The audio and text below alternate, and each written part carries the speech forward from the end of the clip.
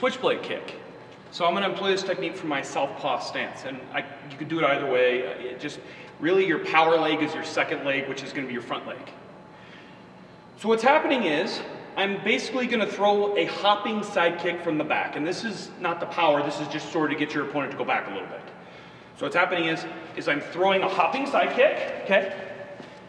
And the moment I get my hip over, so here's going to be my hip switch places from here to here, okay? To back kick positioning.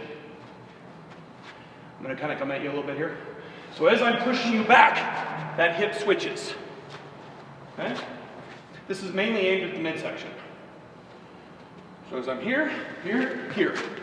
Okay? So again, straightforward. This is a side kick. Okay?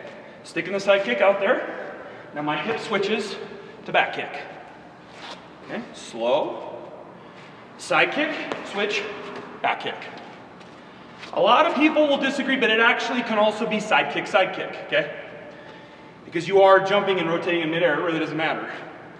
So, here, here, okay? Side kick, hip up, switch hips, back kick. So what's happening is that first side kick is there just to get them back up. If you connect with it, cool. And then immediately, if they're not backing up with this move, they're gonna be in trouble. So as I come up and he backs up, okay? All right, and there we go. See how fast that turns over, okay? And you're pulling your toes back and hitting with the heel. This, very few people could take to the body, and I'm gonna aim for his liver.